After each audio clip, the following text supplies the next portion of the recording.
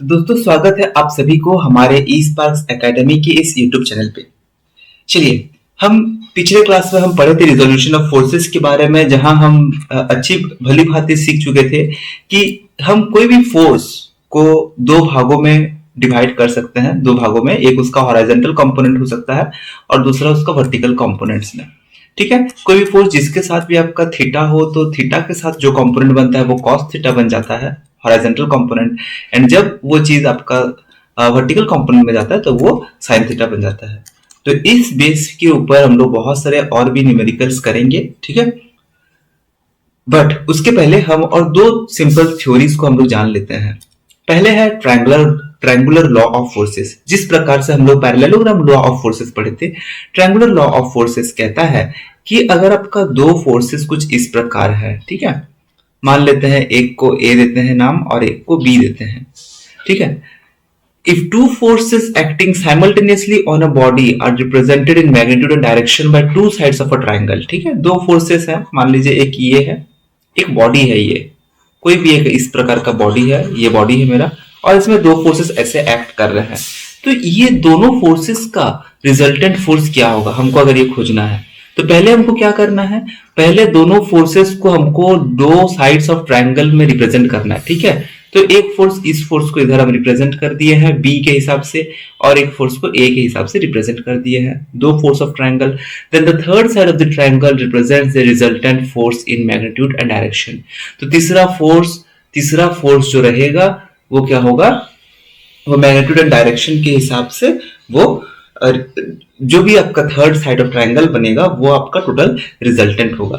तो नॉर्मल सा बेसिक सा रूल है ट्रायंगुलर लॉ ऑफ फोर्सेस, ठीक है, उतना ज्यादा नहीं आता है। इससे ज्यादा हम लोग तो कहीं ना कहीं पैरेललोग्राम लॉ ऑफ फोर्सेस का यूज करता है, बट ये भी आपको जान के रखना है। मान लीजिए ये आपका एक फोर्स से रिप्रेजेंट किए हैं, ये आपका एक फोर्स से रिप्रेजेंट किया है, देन आपका ये आपका दो साइड्स ऑफ ट्रायंगल बन जाता है।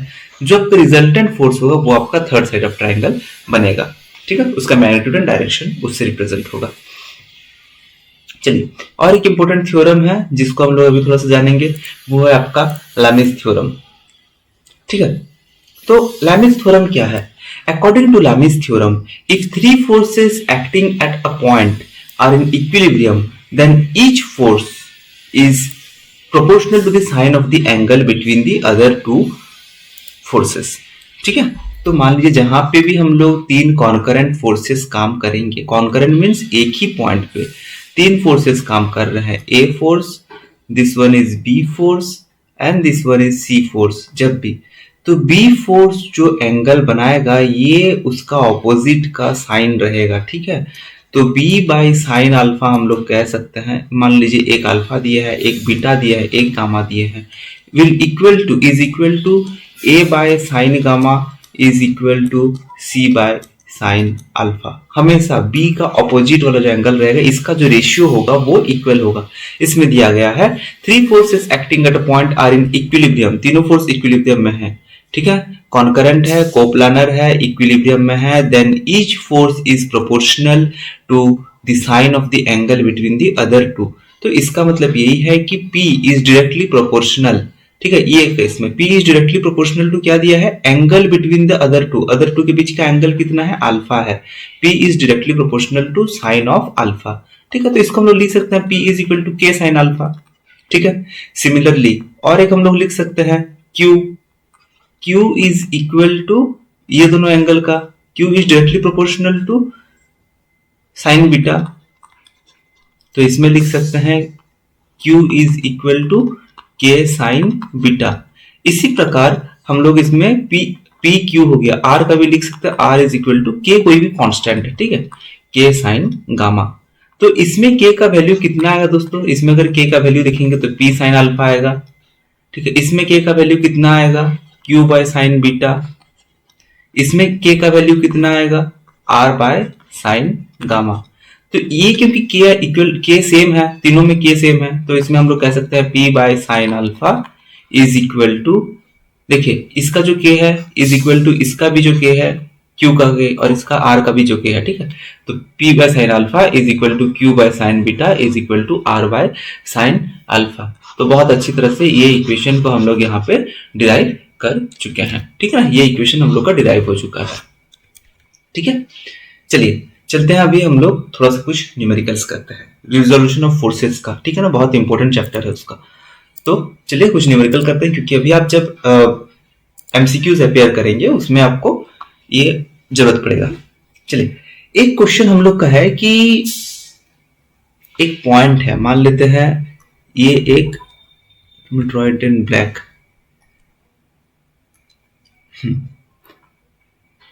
तो इस तरह का मान लेते हैं 3 एंगल है,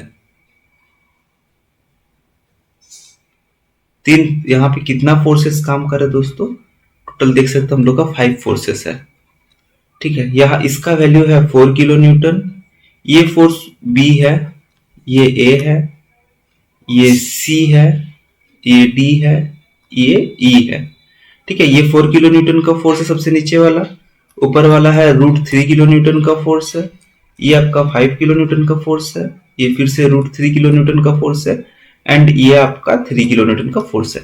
डायग्राम आपको ये दिया गया है, ठीक है, और टोटल एंगल दिया गया है 120 डिग्री है, और ये साइड्स ऑफ दी हेक्सागोन है, मीन्स दिया गया कि हर एक में कितना कितना का अंतर रहेगा, 30 का। ये 30 डिग्री है, इसके बीच का एंगल 30 डिग्री है, ये भी आपका 30 डिग्री है, और ये एंगल भी आपका 30 डिग्री है।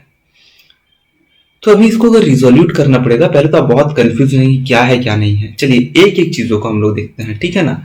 तो कभी भी हम लोग फोर्स का रिजोल्यूशन करते हैं तो क्या निकालते हैं, उसका हॉरिजॉन्टल कंपोनेंट एंड उसका वर्टिकल कंपोनेंट, ये 2 कंपोनेंट ही हम लोग निकालेंगे, ठीक है। हॉरिजॉन्टल के लिए जितने सारे फोर्सेस हैं उसको पहले हम लोग हॉरिजॉन्टली डिवाइड कर लेंगे, हॉरिजॉन्टली उसको निकाल लेंगे। ये देखिए, ये तो फोर्स जो ए है वो तो डायरेक्टली सीधा ही लग रहा है, तो ये हॉरिजॉन्टल है। √3 है, √3 किलो न्यूटन कितना डिग्री पे लग रहा है दोस्तों, 30 डिग्री पे, तो ये कितना बन जाएगा, प्लस कौन सा डायरेक्शन में है, बाहर की ओर है, मतलब कहीं इस डायरेक्शन में वो भी एक्ट कर रहा है इसी के साथ, ठीक है। तो ये जो मेरा बन जाएगा कितना बन जाएगा, ये मेरा बन जाएगा प्लस √3, क्योंकि ये थीटा के साथ लगा हुआ है, हमको इसका हॉरिजॉन्टल कंपोनेंट निकालना है, तो ये अपना cos 30 डिग्री हो जाएगा, ठीक है। प्लस 5 है, 5 किलो न्यूटन, 5 किलो न्यूटन ये कितना डिग्री पे काम कर रहा है, 30 डिग्री प्लस 30 डिग्री 60 डिग्री, अगर इसको हॉरिजॉन्टली देखे तो cos 60 डिग्री, प्लस ये आपका कितना है, √3 है, ये तो वर्टिकल कंपोनेंट है, इसको अगर आप cos 90 डिग्री में भी निकालेंगे तो cos 90 0 हो जाएगा, इसलिए इसको छोड़ देते हैं, ठीक है। देन 3 है, इसको आप निकाल सकते हैं 3 cos 120 डिग्री निकाल सकते हैं, या फिर आपके पास और एक ऑप्शन है, अगर ये cos 120 होगा आपका, मान लीजिए ये इसका कंपोनेंट आप इधर निकालने जाएंगे, cos 120 डिग्री बहुत डिफिकल्ट होगा। आप क्या, ये फोर्स इस तरह एक्ट कर रहा है, ये एक्ट कर रहा है, तो क्यों ना इस फोर्स जो है इसको हम लोग इधर ही एक्ट करा दें, तो ये क्या होगा, अपोजिट डायरेक्शन होगा। हम लोग कहाँ पॉजिटिव लिए है, राइट साइड जो फोर्सेस हैं, ये मेरा अपोजिट डायरेक्शन है, तो इसको आप ये +3 cos 120 लिख सकते हैं, और इसको और एल्स माइनस cos कितना डिग्री होगा, ये 120 हो गया, ये मेरा कितना होगा 180 माइनस 120 दैट इज 60 डिग्री हो जाएगा। आप इस ऐसे भी लिख सकते हैं, ठीक है। तो जनरली हम प्रीफर करेंगे सेकंड वाला ऑप्शन, ठीक है, cos 120, cos 150, cos 130, 120, तो उसमें कंफ्यूज नहीं होंगे, ठीक है ना। तो मेरा फोर्सेस को रिजोल्यूट, क्योंकि वो अपोजिट साइड में है, अगर आप देखें तो 1 मिनट, बस सारा सर्कल्स को हम इस तरह थोड़ा सा मिटा देते हैं। हाँ चलिए, तो ये आपका टोटल 120 डिग्री था, बट ये आपका 30 डिग्री है और ये आपका 60 डिग्री है, ठीक है ना, ये आपका 60 डिग्री बन जाएगा। तो 60 डिग्री है, तो इसको, ये कंपोनेंट को इस साइड हम प्लेस करेंगे, ठीक है। तो ये मेरा बन जाएगा प्लस के जगह पे ये क्या हो जाएगा, ये मेरा माइनस बन जाएगा, ठीक है।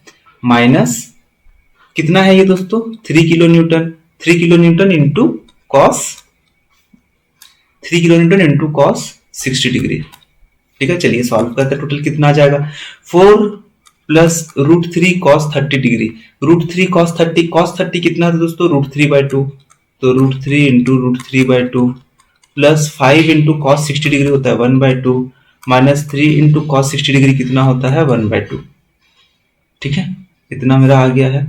अभी 4 √3 3 हो जाएगा, 3/2 आपका हो जाएगा 4 प्लस 1.5 प्लस 5/2 हो जाएगा 2.5 माइनस 3/2 हो जाएगा 1.5, तो 1.5 कट जाएगा, ये मेरा बन जाएगा 6.5 किलो न्यूटन। आंसर। ठीक है, चलिए उसी प्रकार वर्टिकली फोर्सेस को रिप्रेजेंट करते हैं। पहला फोर्स जो वर्टिकली एक्ट, देखिए चारों फोर्स को, ठीक है, ये क्योंकि मेरा पूरा हॉरिजॉन्टल कंपोनेंट है 90 डिग्री में है तो इसको हम लोग हटाते हैं, ये मेरा पूरा हॉरिजॉन्टल है, जो एंगल में है बस उसी को रिजॉल्व करेंगे। ठीक है, ये पहला एंगल दिख रहा है कौन सा है, ये वाला क्या बनेगा, ये वाला पहला एंगल है। ठीक है, तो इसको हम कैसे लिखेंगे, इसको हमको लिखेंगे √3 इंटू कितना है दोस्तों, ये मेरा 30 डिग्री है तो साइन 30। अगर उसको वर्टिकली होता तो वो इसके साथ आप अगर एंगल बनाएंगे तो वो cos 60 डिग्री हो जाएगा। ठीक है ना, तो वैसे मत करिए, कंफ्यूजन होगा आपको। एक ही लीजिए, ये √3 cos 30 उसका वर्टिकल हॉरिजॉन्टल कंपोनेंट है, ये उसका वर्टिकल कंपोनेंट है। ठीक है, वर्टिकली सब साइन होगा, प्लस ये वाला 5 किलो न्यूटन का 5 इंटू साइन 60 डिग्री।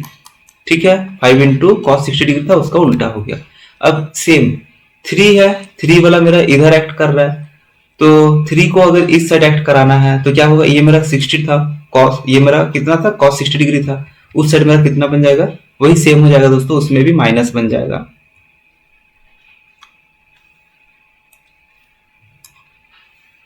पर उसके पहले और एक आपका फोर्स आ जाएगा जो डायरेक्ट आपका सीधा एक्ट कर रहा है, +3 प्लस √3 माइनस आपका कितना आ जाएगा, यहाँ पे माइनस आपका आ जाएगा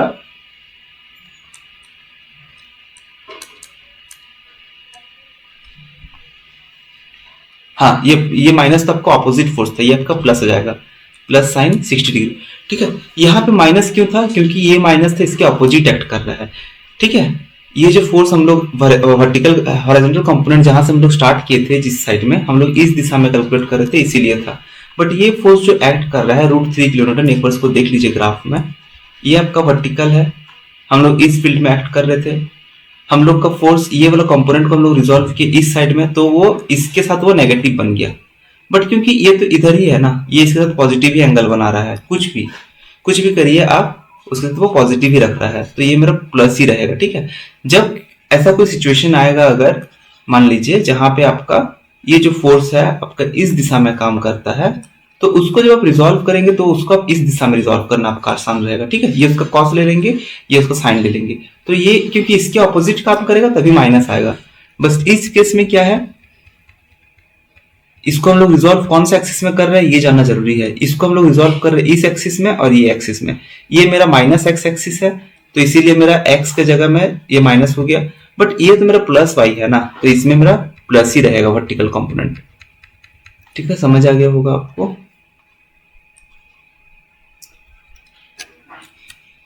चलिए तो अभी सॉल्व करते हैं इसको। √3 sine 30 degree, 5 sine 60 degree plus √3 plus 3 sine 60 degree, तो ये मेरा टोटल कितना आ जाएगा दोस्तों, ये मेरा टोटल अगर आप वर्टिकली आप रिजॉल्व करेंगे, ये कुछ आएगा √3 sine 30 degree equal to √3/2 plus 5 sine 60 degree 5 into √3/2 plus √3 आएगा plus 3 into sine 60 degree 3 into √3/2। तो आप इसको सॉल्व करिए, √3 को कॉमन ले लेते हैं, 1 प्लस 5, √3 को कॉमन लेने से 1/2 प्लस 5/2 प्लस √3, ठीक है कॉमन है, प्लस 1 प्लस 3/2 प्लस बस इतना है। ठीक है, 1/2 plus 5/2 3, 5 5 3 8 1 9 9/2 9/2 plus 1 is equal to 11/2 हो जाएगा। तो √3 इंटू 11/2 इसका आप आंसर निकाल लीजिए। तो वर्टिकल कंपोनेंट के कैलकुलेटर से आप आंसर निकाल लेंगे तो ये आपका बन जाता है समथिंग अबाउट 5.5 किलो न्यूटन के आसपास आएगा। ठीक है, तो देखिए हम लोग का हॉरिजॉन्टल कंपोनेंट कितना आया था दोस्तों, 6.5 किलो न्यूटन आया था। तो जब भी हम लोग फोर्सेस को रिजॉल्व करते हैं, हम लोग का एक फॉर्मूला है R इज इक्वल टू, ठीक है, ये हॉरिजॉन्टल एंड वर्टिकल है, तो यहाँ पे cos थीटा कितना आ जाएगा ना 90 डिग्री है, तो हम लोग का टोटल कितना आएगा, ये cos 90 डिग्री 0 हो जाता है, p² plus q² plus 2pq cos theta, pq 0 हो जाएगा तो pq cos थीटा भी 0 हो जाता है। ठीक है, तो हम लोग इसीलिए रिजॉल्व करते हैं ताकि cos थीटा को हटाना पड़े, इसीलिए हम लोग हॉरिजॉन्टल फोर्सेस में रिजॉल्व कर लिए हैं। तो 6.5 का होल स्क्वायर यहाँ पे कर लेंगे, यहाँ पे वर्टिकल कंपोनेंट 9.5 का होल स्क्वायर कर लेंगे, तो ये आपका total something about 11.5 kilo Newton के आसपास आएगा। ठीक है, और एक चीज आप यहाँ पे याद रखिए कि जब भी हम लोग फोर्सेस को डिवाइड किए थे, ये वाला फोर्स को अगर हम लोग डिवाइड करते हैं, मान लीजिए ये मेरा कौन सा था, ये मेरा वर्टिकल कंपोनेंट था, ये मेरा हॉरिजॉन्टल कंपोनेंट था। ठीक है, तो कभी भी अगर हमको निकालना है, हमको अभी क्वेश्चन में जैसे दिया गया है कि find the magnitude and direction of the resultant force, direction उसका कौन सा होगा रिजल्टेंट फोर्स का। ठीक है, तो डायरेक्शन निकालने के लिए हम लोग एक फॉर्मूला यूज किए थे tan अल्फा। ठीक है, तो tan अल्फा का फॉर्मूला हमेशा एक याद रखिए कि अगर मान लीजिए ये आपका अल्फा है तो ये आपका वर्टिकल हो जाएगा, ये आपका हॉरिजॉन्टल हो जाएगा। तो tan alpha is equal to perpendicular by base, perpendicular by base. ठीक है, तो इस केस में परपेंडिकुलर मेरा कितना है, वर्टिकल है 9.5 और हॉरिजॉन्टल कितना है 6.5। तो ये कितना आ जाएगा, ये मेरा आ जाएगा समथिंग अबाउट 1.46 या फिर 1.46 ही रख लेते हैं। तो alpha is equal to tan inverse of 1.46 is equal to 55.6 degree. ठीक है, तो ये मेरा 55.6 डिग्री है। समझ में आ गया आपको, ये मेरा जो है ये कितना है 55.6 डिग्री। आप या तो इसको इस तरह से मान सकते हैं या फिर जो रिजल्टेंट फोर्स है, टोटल हम लोग जो रिजल्टेंट फोर्स निकला उसका जनरली हम लोग इसलिए इसको ड्राइंग को बना दिए हैं, सेम होगा। देखिए हम लोग कौन सा कंपोनेंट निकाले थे, वर्टिकल कंपोनेंट और हॉरिजॉन्टल कंपोनेंट। इसका रिजल्टेंट कितना एंगल बना रहा है दोस्तों, tan अल्फा, वही सेम है। ठीक है, तो आप किसी प्रकार से रिप्रेजेंट करिए वही सेम आएगा। ये आपका अल्फा आएगा, ये आपका 55.6 डिग्री है। तो क्या इसमें किलो न्यूटन फिर से लगाएंगे, नहीं लगाएंगे, क्योंकि ये डायरेक्शन है, अल्फा का पहले पूछा है। ठीक है, तो अल्फा अभी जो हम लोग का ये ड्राइंग है, ठीक है, ये जो ड्राइंग है इसमें कोई एक रिजल्टेंट फोर्स लग रहा है, तो ये उसका रिजल्टेंट फोर्स है। मान लीजिए ये मेरा रिजल्टेंट फोर्स है, ये मेरा टोटल बन गया हॉरिजॉन्टल कंपोनेंट, ये मेरा बन गया वर्टिकल कंपोनेंट। तो ये जो एंगल बीच में एंगल बना है, ये एंगल कितना मिला अभी, tan अल्फा, मतलब अल्फा जो कि आपका आ गया है 55.67 डिग्री। ठीक है, तो ये आपका एक न्यूमेरिकल था, आप पहली बार किया है, थोड़ा डिफिकल्ट न्यूमेरिकल था, हो सकता है आपको बहुत ज्यादा मुश्किल लगे, बट उतना मुश्किल नहीं, क्योंकि हम लोग अभी और भी न्यूमेरिकल्स करेंगे। ये क्लास भले थोड़ा सा लंबा जाए दोस्तों, मगर पूरा करिएगा क्लास, बिकॉज ये आपका बेसिक्स को स्ट्रॉन्ग करेगा। ठीक है, चलिए थोड़ा सा आसान में चलते हैं। देखिए एक ड्राइंग बना रहे हैं अभी, इसको आप अपना नोट में बनाइए जरूर।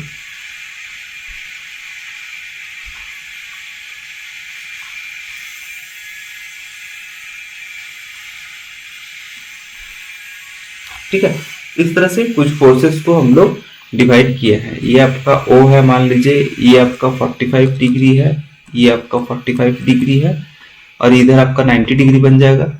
ये आपका है 20 किलो न्यूटन, ये आपका है 40 किलो न्यूटन, ये है 30 किलो न्यूटन, ये है 50 किलो न्यूटन, एंड बस। ठीक है, इतना ही है। ठीक है, अभी हमको निकालना है क्या चीज, ये सारे फोर्सेस को हमको अभी दे करके। देखिए क्वेश्चन जनरली जो है ना वो हर टाइम ऐसे ड्राइंग करके नहीं देगा। आप जैसे हमारे एमसीक्यू कोर्स में विजिट करेंगे, उसमें आप देख लीजिएगा कि क्वेश्चन बहुत सारे स्टेटमेंट वाइज भी है, और स्टेटमेंट वाइज क्वेश्चन में आपको वो उसका आंसर निकालना है, उसको आपको पहले उसका फिगर को आपको ड्राइंग करना है, उसके बाद ही आप जो स्ट्रेंथ ऑफ मटेरियल है उसको आप इजीली कर सकते हैं। ठीक है, एटलीस्ट जो लोग अभी बेसिक स्टेज में है, जो लोगों का आदत हो गया उनका तो छोड़िए, वो ऐसे ही कर लेंगे।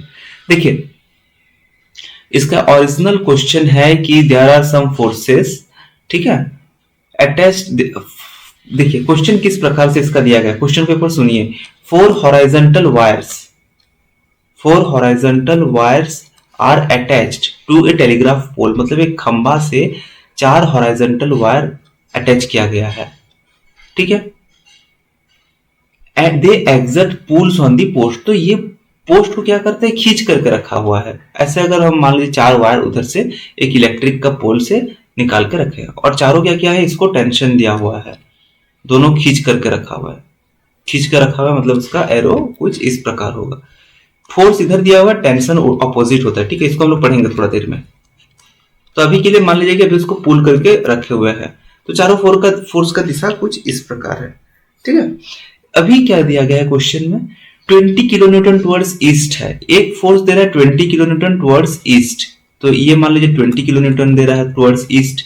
ठीक है, एक दे रहा है 40 kilo Newton towards north east, तो नॉर्थ ईस्ट मेरा कौन सा हो रहा है, नॉर्थ ईस्ट मेरा ये हो रहा है, तो ये मेरा 40 किलो न्यूटन दे रहा है नॉर्थ ईस्ट में। ईस्ट और नॉर्थ ईस्ट के बीच में डिग्री कितना है 45 डिग्री, जिसको हम लोग यहाँ पे ड्राइंग कर लिए हैं। ठीक है, आपका कोई भी दिशा है, नॉर्थ है, ईस्ट है, वेस्ट है, साउथ है, ये नॉर्थ ईस्ट, ये साउथ वेस्ट, ये साउथ ईस्ट, ये नॉर्थ वेस्ट, तो सब में एंगल कितना कितना होता है सारा के बीच में 45 डिग्री। ठीक है, देन दिया गया 30 kilometre towards the north, 30 kilometre toward north दिशा में एक दिया गया है। Then 50 kilometre towards south west, find the magnitude and direction of the resultant pull. तो ये जो रिजल्टेंट पूल है, इसका रिजल्टेंट कहाँ पे आएगा वो बताया, पहले तो बताया गया कि रिजल्टेंट कितना होगा, नेक्स्ट उसका डायरेक्शन कहाँ पे होगा, वो कौन सा दिशा में होगा। ठीक है, उसी प्रकार ही करना है जैसे हम लोग पहले किए थे।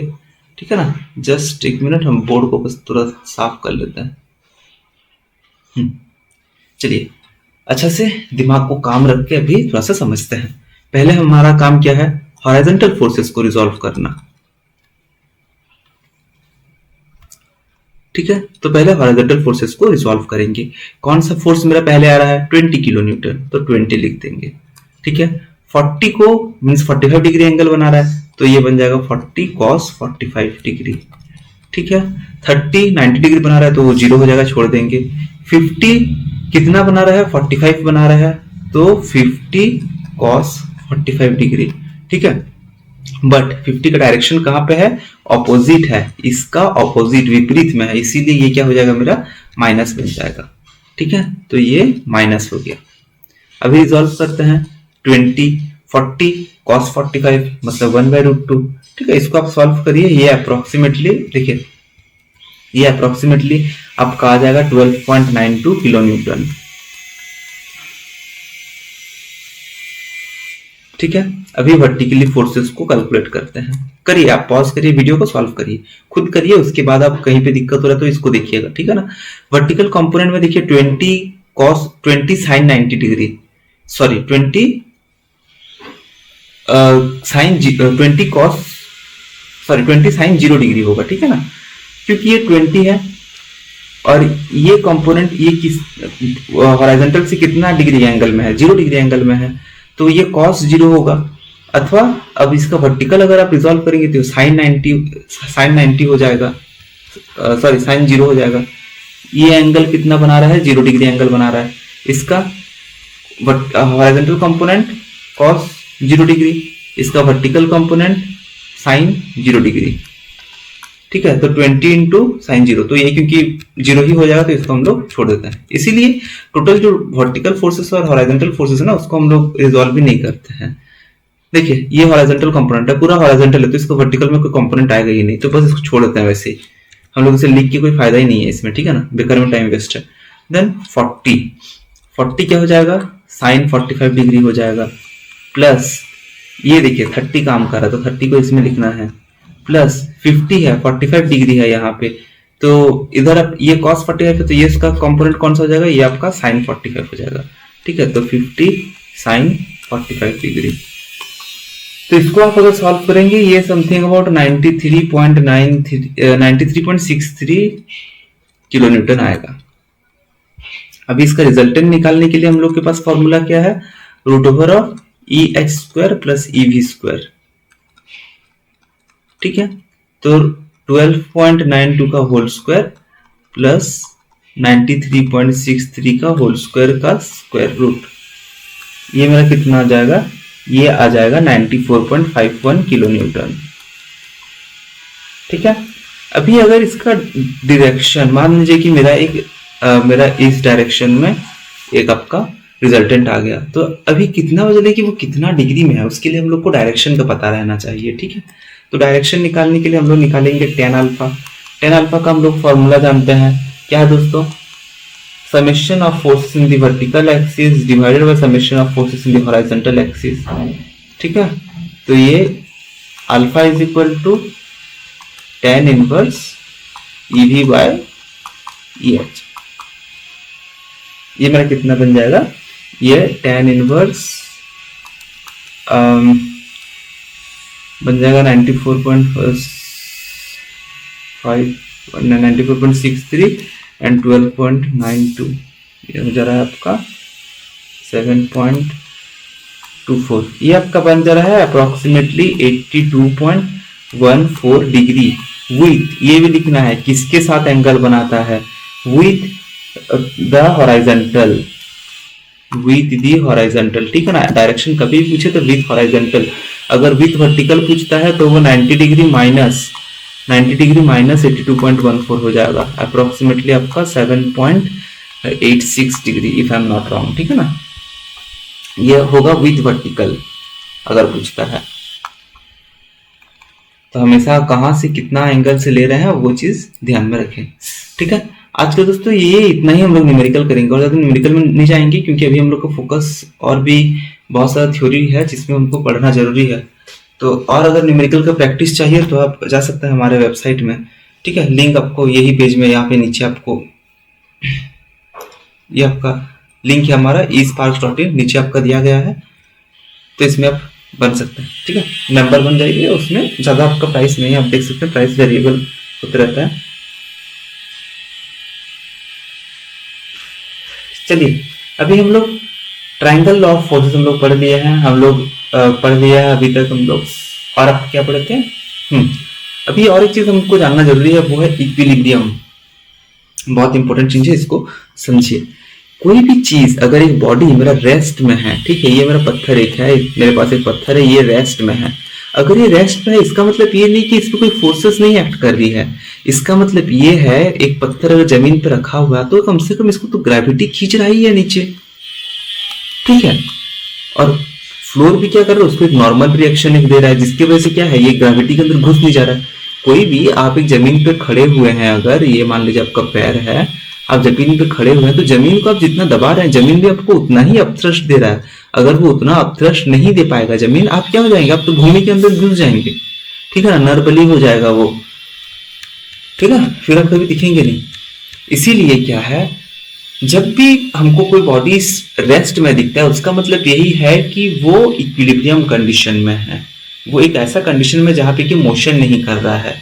तो इक्विलिब्रियम तीन तरह से हो सकता है, फिजिकल इक्विलिब्रियम हो सकता है, केमिकल इक्विलिब्रियम हो सकता है, ठीक है, फिजिकल इक्विलिब्रियम हो सकता है, केमिकल इक्विलिब्रियम हो सकता है, और एक है आपका I am not remembering it actually, पर जो भी है अभी आप इतना ही याद रखिए, physical, chemical and there is something which I am forgetting, thermal, ठीक है, physical, chemical and thermal equilibrium, ये तीन तरह का इक्विलिब्रियम हो सकता है, ठीक है ना। इक्विलिब्रियम मींस एक ऐसा condition when resulting forces, generally हम जब बात करते हैं फोर्सेस का फिजिकल इक्विलिब्रियम में, ऐसा कंडीशन जहां पे ऑल रिजल्टेंट फोर्सेस जो है, all resultant forces acting in it is zero, या तो ये बोल सकते हैं, या फिर जो नेट फोर्स है, नेट फोर्स जो है उसको हम लोग जीरो मानते हैं इक्विलिब्रियम में, ठीक है। तो जब भी एक बॉडी में नेट फोर्स जीरो रहेगा मीन्स वो उसका ओवरऑली फोर्सेस बैलेंस्ड आउट हो जाएंगे और वो बॉडी क्या करेगा, मूव नहीं करेगा, ठीक है। चलिए तो मान लेते हैं मेरा ये एक बॉडी यहाँ पे दिया गया है, इस पे कोई पुलिंग फोर्स है कि एक रस्सी से इसको कोई खींच रहा है 10 किलो न्यूटन से, ठीक है। इसका वेट कितना है दोस्तों, इसका मास है 10 kg, ठीक है, मास है इसका 10 kg। तो एक चीज बताइए, इसको अगर इक्विलिब्रियम में रखना है तो हमको और क्या क्या फोर्सेस चाहिए। कहीं पे भी अगर कोई बॉडी है इसको इक्विलिब्रियम में रखना है तो पहले देखिए, ये तो क्योंकि मास है, पहले इसका फोर्स को हम लोग कन्वर्ट करेंगे। फोर्स में कैसे कन्वर्ट करेंगे, हमको पता है कि force is equal to mass into acceleration, ठीक है। और एक चीज हम पता है कि अगर हमको kgf में जो चीज है उसको 9.81 से मल्टीप्लाई कर दें तो हमको क्या मिल जाता है, वो हमको न्यूटन में मिल जाता है 1 kgf। पिछले क्लासेस में हम सब पढ़े हुए हैं, ठीक है ना। हमको एक चीज पता है, W is equal to mg, weight is equal to mass into the acceleration due to gravity. तो m कितना है, 10 है, ग्रेविटी कितना है, 9.81 है, तो ये मेरा अप्रोक्सीमेटली 98.1 आ जाएगा, ठीक है, 91.8 kgf आ रहा है। kgf आएगा दोस्तों, बोलिए, गलत, kgf नहीं आएगा, 98.1 न्यूटन आएगा। क्यों, क्योंकि मास का वैल्यू कितना है, kg है, एक्सेलरेशन ड्यू टू ग्रेविटी का कितना है एक्सेलरेशन ड्यू टू ग्रेविटी का है मीटर पर सेकंड स्क्वायर, तो ये मेरा न्यूटन का वैल्यू है, ठीक है ना। तो 98.1 न्यूटन आ रहा है। तो ये फोर्स जो यहाँ पे मेरा 10 किलो न्यूटन जा रहा है, यहाँ पे मेरा 10 केजी का है, दैट इज 98.1 न्यूटन का है। तो ये मेरा ग्रेविटी है, इसको एक ऊपर एक बैलेंस फोर्स चाहिए सेम वैल्यू का 98.1 का, और इधर भी सेम बैलेंस फोर्स है 10 का, तभी जाकर ये बैलेंस आउट होगा, ठीक है ना। सिमिलरली अगर मान लीजिए आपका फोर्सेस कुछ इस तरह से है, तो सेम एक इसी डायरेक्शन में फोर्स है उसका अपोजिट का, तभी ये बैलेंस आउट होगा। हमेशा हर चीज में इस चीज को ध्यान रखना है, ठीक है। तो जब भी फोर्सेस इस तरह से हम लोग को दिखते हैं, तो हम लोग उसको क्या करते हैं, पहले उसको रिजोल्व करते हैं वर्टिकल हॉरिजॉन्टल एक्सिस में, देन उसको हम उसके साथ हम जो भी है छेड़खानी करते हैं, उसके पहले हम लोग इसको देखते नहीं है, ठीक है। चलिए लेमिस थ्योरम हम लोग पढ़ लिए थे। लेमिस थ्योरम से एक हम लोग न्यूमेरिकल करते हैं, बहुत आसान सा न्यूमेरिकल है, हम लोग उसको कर लेते हैं। 1 मिनट। हाँ चलिए, क्वेश्चन दिया गया है कि एक ड्राइंग दिया गया है इसमें, ठीक है। ये एक कंक्रीट वॉल है, बन गया मेरा कंक्रीट का वॉल। अभी क्या है कि इसमें हम एक शो लाइट लगा रहे हैं, शादी का घर है, एक शो लाइट डिजाइन वाला एक लाइट जो रहता है ना, बहुत सारा कांच कांच वाला लाइट, वो एक लाइट है जिसका वेट कितना है, इसका वेट है 200 न्यूटन, ठीक है। ये इससे कितना एंगल बनाया हुआ है दोस्तों, ये एक वायर से झुला हुआ है, जो कि एक वायर ये वाल पे लग रहा है, एक वायर इधर लग रहा है, ठीक है। इसका एंगल है 60 डिग्री, इसका एंगल कितना है, इसका एंगल है 45 डिग्री, ठीक है। क्वेश्चन के मुताबिक एक ऐसा लाइट है जो कि एक कॉर्नर में लगा हुआ है, जो सीलिंग है उससे वो 60 डिग्री के एंगल में बनाता है, एक रोप से अटैच्ड, और जो फ्लोर जो ये है वाल है, वाल से 45 डिग्री एंगल बनाता है, ठीक है। तो यहाँ पे मार्किंग है, ये आपका ए मार्किंग कर दिया गया है, ये आपका बी मार्किंग कर दिया है, ये आपका सी मार्किंग कर दिया है। कहीं पे भी ऐसा क्वेश्चन आए तो ऐसे डायरेक्ट सॉल्व नहीं करना है, उसको पहले आप फ्री बॉडी डायग्राम बनाइए। फ्री बॉडी डायग्राम मतलब आप सारी चीजों को हटा दीजिए, बस लोड को शो करिए, फोर्सेस को शो करिए, मोमेंट्स को शो करिए, ठीक है ना, सारी चीज हट जाएंगे। तो मेरे लाइट का वेट को हम ऐसे 200 डाल दिए हैं। ये रस्सी से खींचा हुआ है, तो टेंशन जो रहता है हमेशा रस्सी में कॉर्ड में स्टील रोप में हमेशा अपोजिट डायरेक्शन में दिखता है टेंशन, ठीक है। आप किसी चीज को खींच करके रखें, जैसे मान लीजिए आप कुआं से, ये आपका कुआं है, कुआं से आप बाल्टी से, यहाँ पे आपका एक पुली दिया गया है, ठीक है। तो आप एक बाल्टी से पानी निकाल रहे हैं, आप इसको इधर खींच रहे हैं, टेंशन किधर है, ऊपर तरफ है, तभी जाके वो दोनों फोर्सेस इक्विलिब्रियम में आकर के वो रस्सी टूटता नहीं है। आप ज्यादा खींच देंगे, रस्सी टूटता क्यों है, उसका टेंशन ऑफ जो रोप है उसके वजह से वो टूटता है, ठीक है। हमेशा इसीलिए जहां पे भी रोप का केस है तो उसमें आपका फोर्सेस अपोजिट हम लोग शो करते हैं, ठीक है। तो ये मेरा क्या है, ये मेरा बी बन गया, ये मेरा ए बन गया, ये मेरा सी बन गया, ठीक है। अभी दिया गया है ये मेरा 60 डिग्री है, मतलब ये वाला डिवाइड करें तो ये मेरा 60 डिग्री हो जाएगा, ये मेरा तो 90 डिग्री है, हॉरिजॉन्टली झूल रहा है, ये मेरा 45 डिग्री है, ठीक है। इसका मतलब ये तो मेरा 90 डिग्री है, ये भी वाल भी 90 डिग्री में है, मतलब ये भी मेरा 45 डिग्री बन जाएगा। अभी देखिए कैसे कैसे सॉल्व हो रहा है चीज, ठीक है ना। फ्री बॉडी डायग्राम बनने के बाद कितना आसान हो जाएगा। ये मेरा 90 60 150 डिग्री बन गया, ठीक है। ये मेरा 90 + 45 कितना बन गया दोस्तों, 135 डिग्री बन गया, और रेस्ट बचा ये, तो जिसको कि 360 - 285, 360 - 285 अगर आप करने जाएंगे तो ये कहीं ना कहीं आपका 360 - 285 5 15 8 7 75 डिग्री के आसपास आ जाएगा, ठीक है। अभी खोजा गया है कि टेंसाइल फोर्सेस कितना रहेंगे। टेंसाइल फोर्सेस दोनों में सेम रहेगा, ठीक है, सेम क्वालिटी ऑफ रोप है तो टेंसाइल फोर्सेस सेम रहेंगे। तो मान लेते हैं ये मेरा TBA है, बट जो भी फोर्स का अंतर आएगा वो किसकी वजह से आएगा, एंगल की वजह से, और ये मेरा TBC है, ठीक है। तो अभी ये सारा डायग्राम को हटा देते हैं जितना सारा बनाया है, केवल लास्ट वाला फाइनल डायग्राम को हम लोग रखेंगे। चलिए बन गया, ये मेरा कितना है, ये मेरा 200 न्यूटन है, ठीक है। अभी हमको करना है, अभी इसमें फोर्सेस इधर है, अभी इसमें क्या करेंगे, लेमिस थ्योरम अप्लाई करेंगे, ठीक है।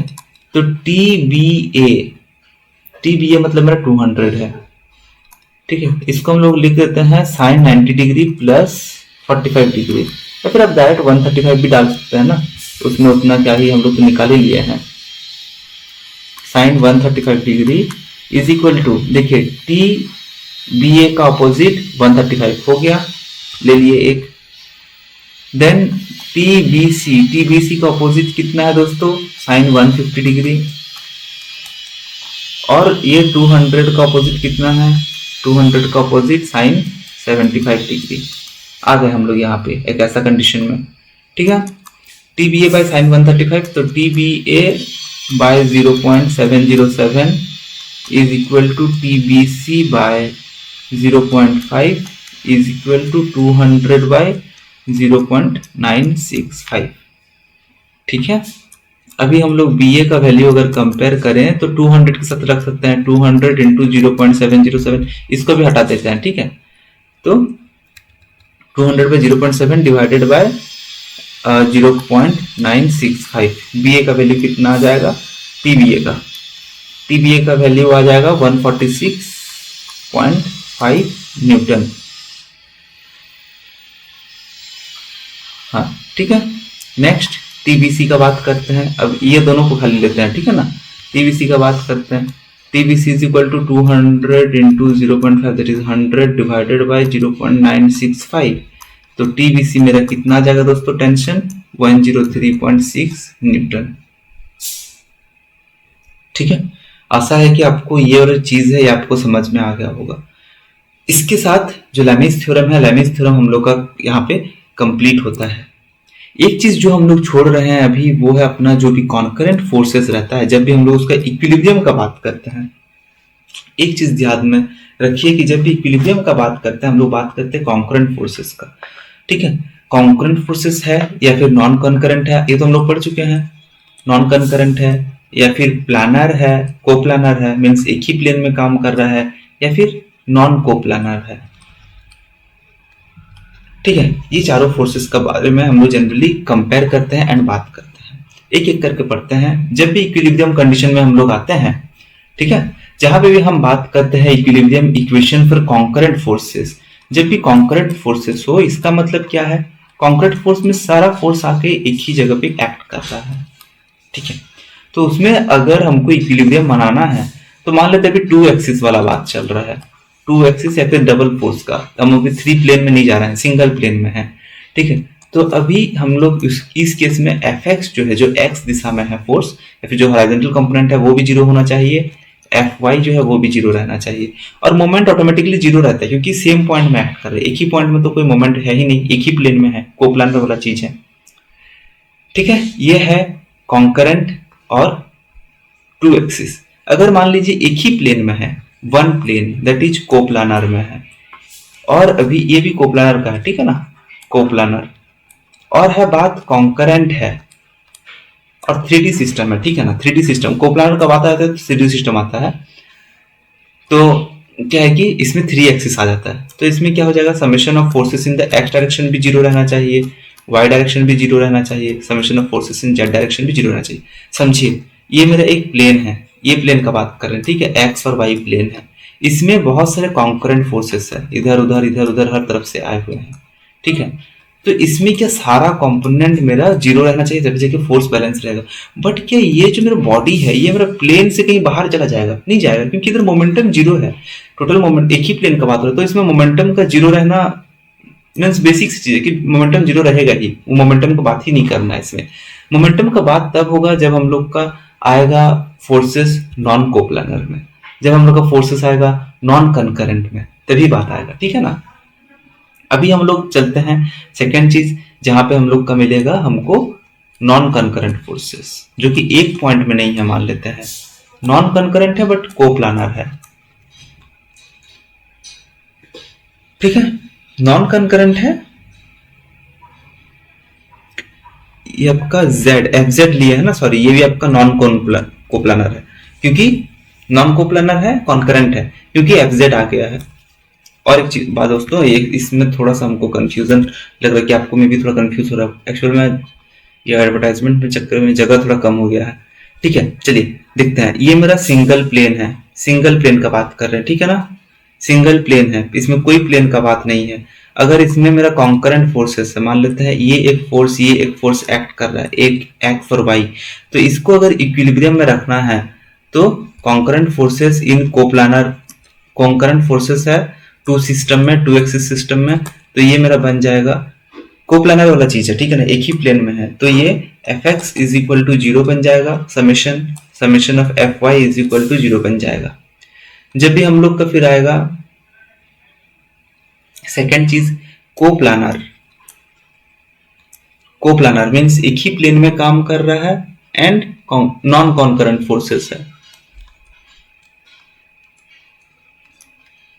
मीन्स एक पॉइंट पे नहीं लग रहा है। एक पॉइंट में जब नहीं लग रहा है इसका मतलब क्या है, कोई भी पॉइंट में वो मर्ज ही नहीं होगा, इसका मतलब वो पैरेलल फोर्सेस है, ठीक है, इस तरह का अगर फोर्सेस है, तो इस तरह का अगर आप फोर्सेस कहीं पे भी देखते हैं तो इस फोर्स में आपको क्या करना पड़ेगा, ये फोर्स में आपका हो जाएगा कि एफ एक्स को भी जीरो रखना है, एफ वाई को भी जीरो रखना है, ठीक है, जितने सारे फोर्सेस हैं, चाहे total force in the horizontal direction, total force in the vertical direction must be zero, और यहाँ पे आपका जो मोमेंट है, मोमेंट को भी जीरो रखना है। ये नहीं कि आप एक टर्निंग मोमेंट दे देते, ये बॉडी जो ये घूम जाएगा, कपल बन जाएगा, कपल बन के वो घूम जाएगा, ठीक है ना। कपल का डेफिनेशन शायद हम लोग पहले भी लिख चुके हैं, बट हाँ आपको एक्सप्लेन नहीं किए थे बिकॉज नॉर्मल जब चीज है तो सोचे थोड़ा सा देर में एक्सप्लेन करते हैं, बट करते हैं। देखिए फोर्स कहीं पे भी अगर गिरता है और फोर्स के बीच में एक डिस्टेंस है, ठीक है, मान लीजिए ये आपका एक लीवर है, सीसो में आप बैठते हैं, दोनों तरफ से आप, एक बच्चा यहाँ पे बैठा है, एक बच्चा यहाँ पे बैठा है, तो ये लोग घूमता है, ठीक है, बट मान लीजिए कि एक बच्चा यहाँ पे घूमा बैठा हुआ है और एक बच्चा इधर है, आप फ्री एक्सिस में है, स्पेस में है, ठीक है, तो क्या कर रहा है, एक फोर्स, ये फोर्स डाउन तरफ जा रहा है, ये फोर्स अप तरफ जा रहा है, ठीक है, अभी यहाँ पे कोई ग्रेविटी नहीं है, आप स्पेस में, तो ये बॉडी क्या करेगा, ये घूमेगा एक डायरेक्शन में, ठीक है। तो जब two equal and opposite forces, देखिए ये दोनों फोर्स इक्वल है, मान लीजिए दोनों सेम बच्चा है, अपोजिट फोर्सेस है, ठीक है, देखिए इसका डायरेक्शन कहाँ है, इसका डायरेक्शन बॉटम की साइड है, इसका डायरेक्शन टॉप का साइड है। When two forces equal and opposite forces acting along different line of action, ठीक है, तो लाइन ऑफ एक्शन अलग है, इसका लाइन इधर है, इसका लाइन ऑफ एक्शन इधर है, ठीक है, दोनों का लाइन ऑफ एक्शन अलग है, causing a rotational motion effect but no resultant force, तो इसकी वजह से क्या होता है, एक रोटेशनल इफेक्ट क्रिएट होता है, इसी को कपल कहा गया है।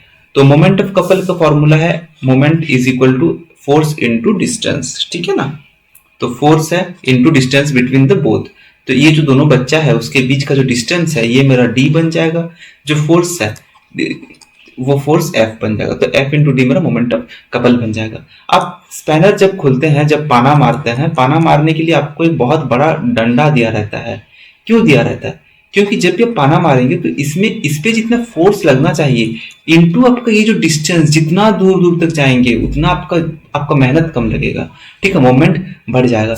इसीलिए आप देखिएगा कि एलन की रहता है, एलन की, या फिर आप किसी भी गाड़ी का भी आप अगर चक्का का ये खोलेगा तो वो लोग एक पाइप भी लगाता है एडिशनली, लंबा पाइप, तो जितना लंबा पाइप लगाएंगे उतना आपका जो है डिस्टेंस बढ़ जाएगा, डिस्टेंस बढ़ जाएगा तो आपका जो मोमेंट है, कम फोर्स में आपका मोमेंट बढ़ जाएगा, ठीक है, तो उससे वो जल्दी खुल जाएगा, ठीक है, कपल समझ गए हैं।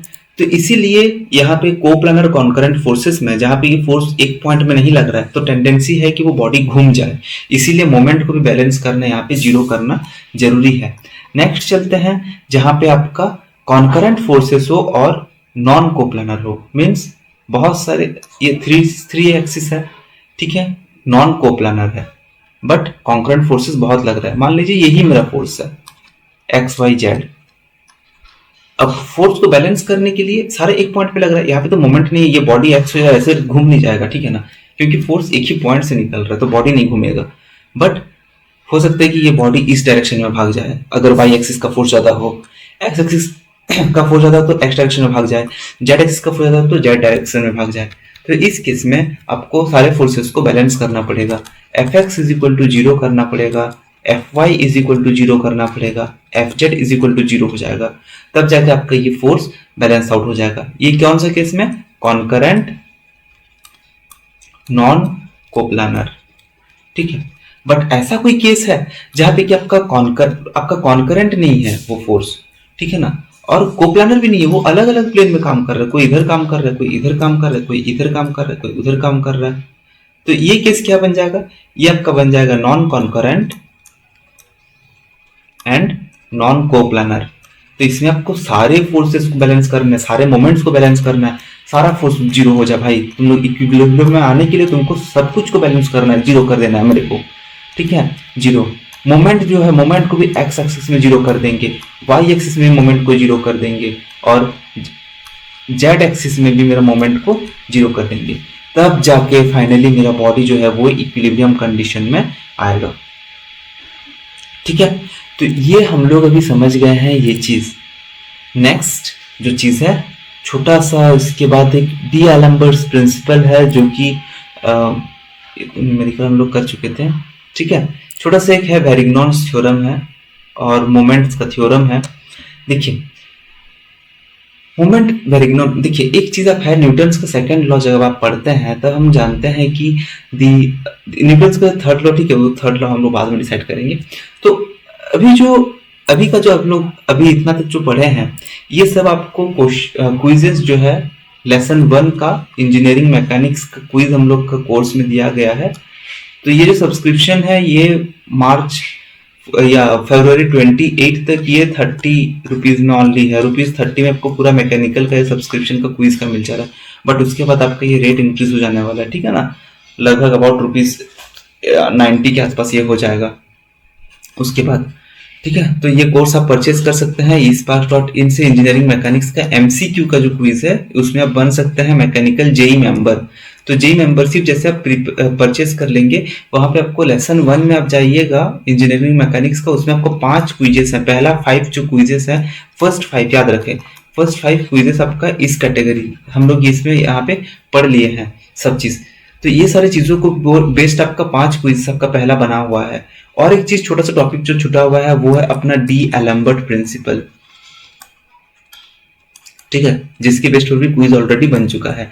डी एलम्बर्ट प्रिंसिपल ये स्टेट करता है कि एक फोर्स है हम अप्लाई करते हैं, वो हम लोग जानते हैं कि by the second law of inertia हम लोग ये कर सकते हैं।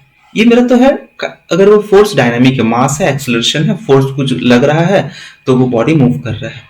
बट अगर इसको हम लोग एक देखना है डायनामिक को हमको स्टैटिक में देखना है, तो स्टैटिक में अगर लाना है इसका मतलब क्या है कि डायनामिक को स्टैटिक में जब हम कन्वर्ट करते हैं तो हम लोग डी एलम्बर्ट प्रिंसिपल का यूज करते हैं। मीन्स एक ऐसा फोर्स जिसको हम हटा दें तो क्या हो जाएगा, मेरा बॉडी स्टैटिक में आ जाएगा। तो इसमें से देखिए force is equal to ma है, डायनामिक है, फोर्स माइनस ma अगर कर देंगे इक्वल टू 0, सेम इक्वेशन है। बट ये क्या आ गया, मेरा फोर्स 0 हो गया, स्टैटिक आ गया। क्या मेरा ये चीज आप समझ आ गया मेरा इस बात को? यही है आपका डी एलम्बर्ट प्रिंसिपल, ठीक है। तो ज्यादा नहीं पूछता है, जो पूछता है यही है डी एलम्बर्ट प्रिंसिपल से। तो इतना आप जाइए, दीजिए MCQ दीजिए, ठीक है। ऑल द बेस्ट, पढ़ाई करते रहिए। Thank you.